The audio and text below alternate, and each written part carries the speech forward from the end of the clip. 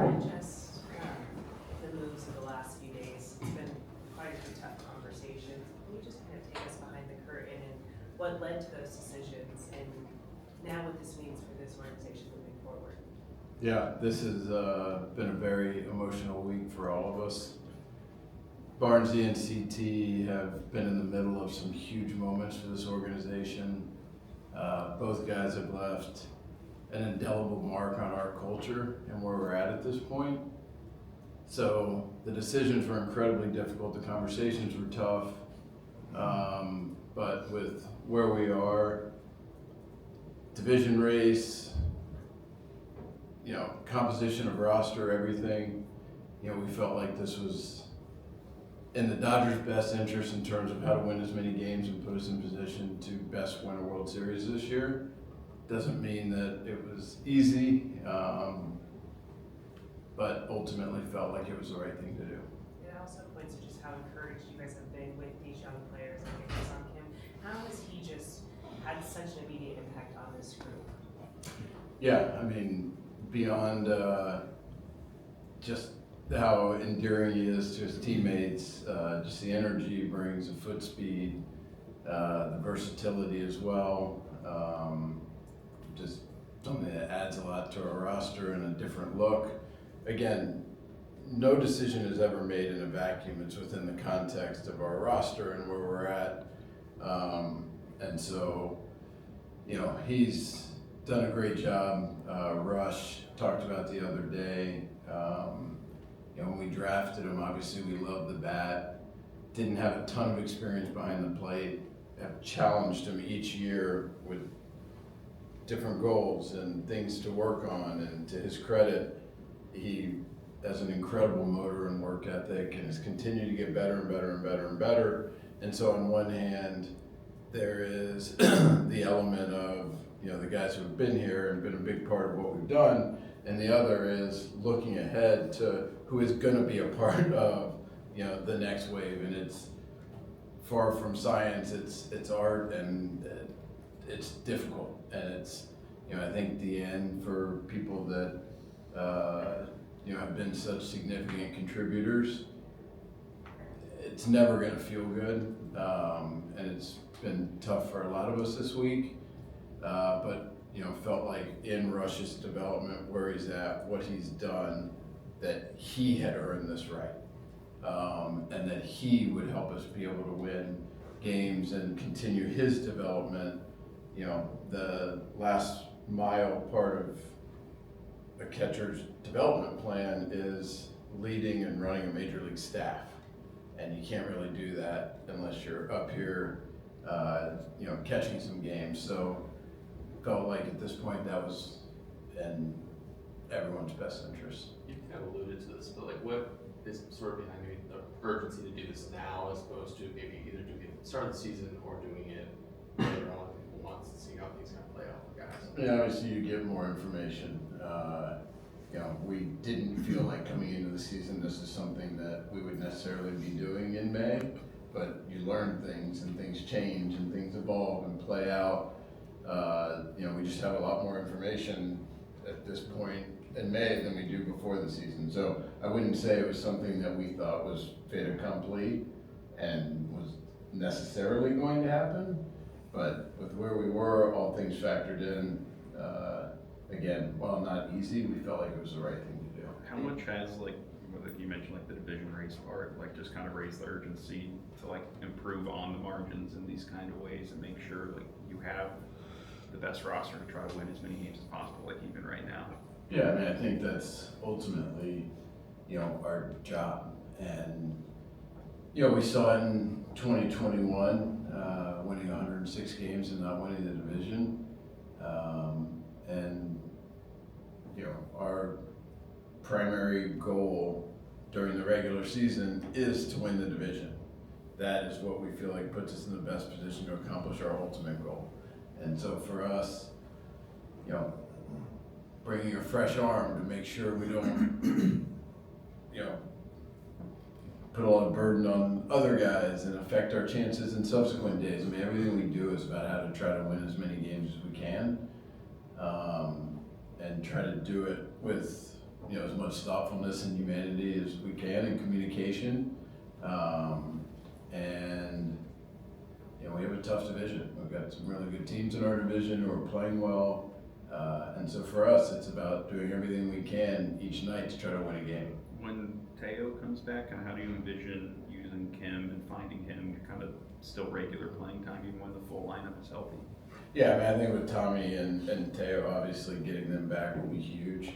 But I don't think they're going to be ready to Iron Man it quite yet. And so we'll mix in guys and figure that out. And as guys get to be more healthy and playing more, we'll figure out where to go from there. We asked you this, like, I think, throughout the offseason, like, balance of, like, bringing guys in who've been around for this and versus new blood and everything like that. Like, how more delicate is that now, especially with two longest military position players who are being gone from them now? How delicate is what? I'm sorry. Like, how delicate is, like, sort of managing that balance and sort of how much is that a factor of your thinking when you're kind of letting go to the longest tenured position players? Yeah, I mean, again, they, from the beginning, what I said, I mean, they've been in the middle of some huge moments for this organization. I feel like our culture is in a significantly stronger spot than it was 5 years ago, and hope 5 years from now it'll be even stronger. And if that's the case, their fingerprints are still going to be on that. The lasting impact that those guys have had is real. And so again, that's what made it so difficult and so emotional. But balancing that with our roster and how to win the most games, and we've got a lot of guys who've been here a long time still, and we've got some new guys as well. And we talk about this every offseason. It's a really delicate balance of figuring out the right way to handle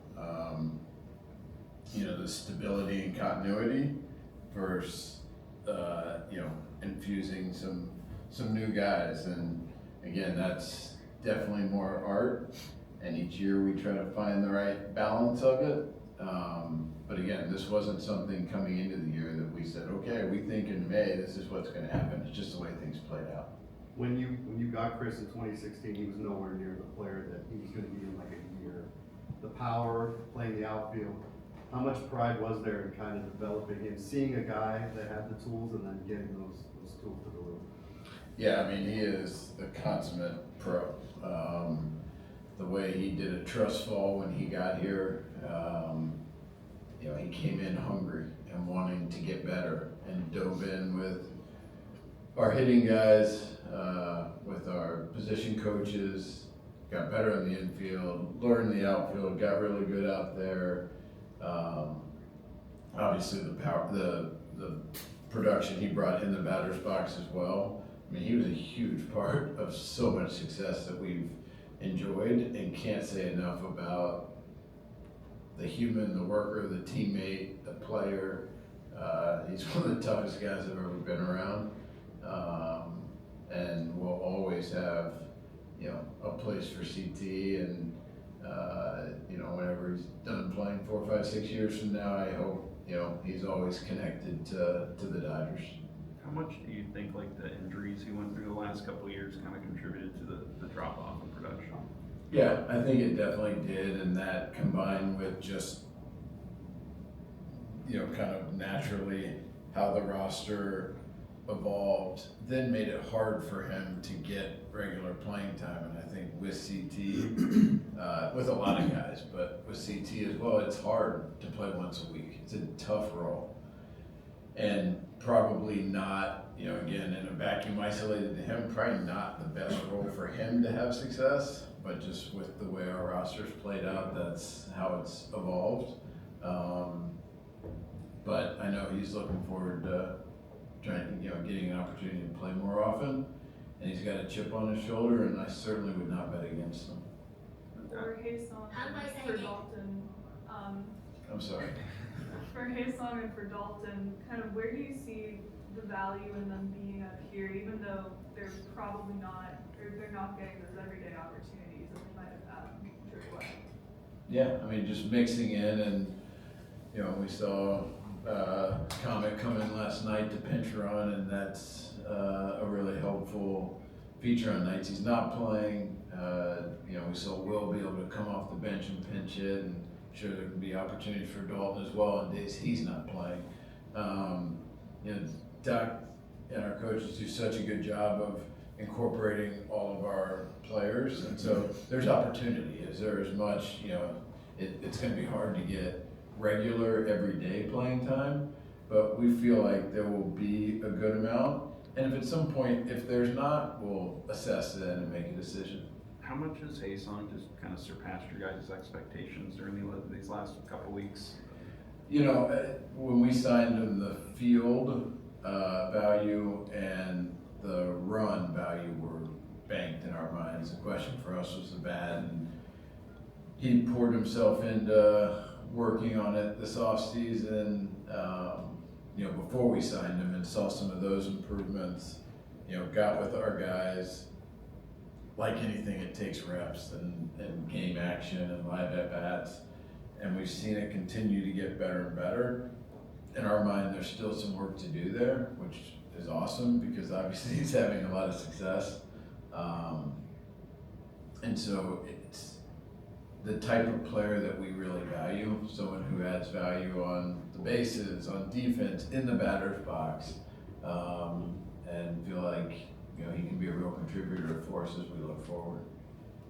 Did you have to? Your topic, where's your starting pitching at right now with snow and glass now? Are you optimistic? They're in the clubhouse. Training room When probably. will they be on the mound? I don't know. Yeah, it's, let's get to that. Did we have more on Barnes Taylor? I didn't know if it's the other question. Okay. Yeah, it's been challenging. And we're not looking ahead of, hey, this is the exact date. It's more just biting off in small chunks. Snell starting up his throwing program.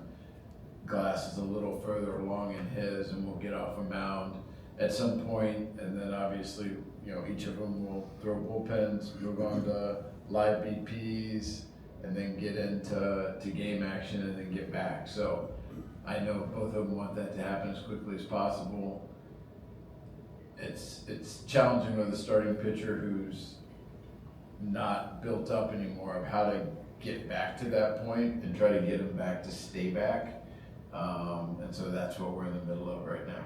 Did the pitching injuries so far feel similar to the last couple of years? Do you guys feel like you're in a better spot longer term this year, just with the depth and the fact that you're expecting these guys to come back? Like, how would you kind of frame what you guys have been through so far? Not fun. Do I get more words? Sure. Yeah, I mean, all different, and it still doesn't feel like last year, but we're in May, so not gonna jinx it and get into any comparisons. For the most part, the things that we've gone through are shorter term. Last year they were significant and resulted in surgery, and so in some ways maybe we're over-indexing in some and just being a little bit more cautious and trying to make sure it doesn't get to that point.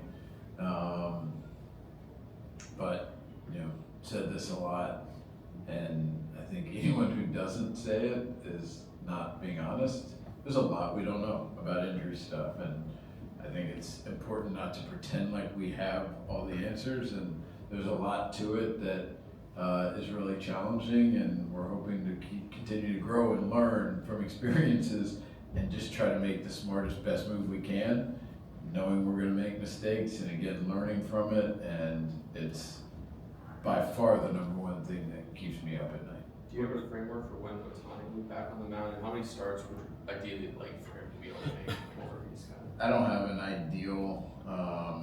It's more, kind of building up. We knew, especially after the left shoulder surgery, we were just going to be a little bit more cautious and make sure that this got to a really good spot before we really started upping the intensity on the pitching side. And for us, with him coming off that injury, we didn't think it was fair to think about it wire to wire, like beginning of the season all the way through, hopefully what is a very deep October run. And so we slowed it down, and right now he's throwing a couple bullpens a week and coming out of them really well and doing well. And so we'll continue to kind of map out the next week or two and keep going. But everything is progressing in the right direction, and we'll start accelerating it at some point. Not sure exactly when. This is the fact that he started throwing more pitches in the last couple bullpens and doing up downs. Is that a sign he's getting closer to what? Yeah, it's that continual build up and progression. What's gonna be his next step? Like, he hasn't pitched a slider yet.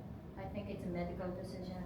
Like, does he have to pitch the slider before the live BP, or what's gonna be? Yeah, I mean, that's definitely gonna be a part of his arsenal, and so, start layering that on and, doing the up, down, and just building up tolerance of pitches.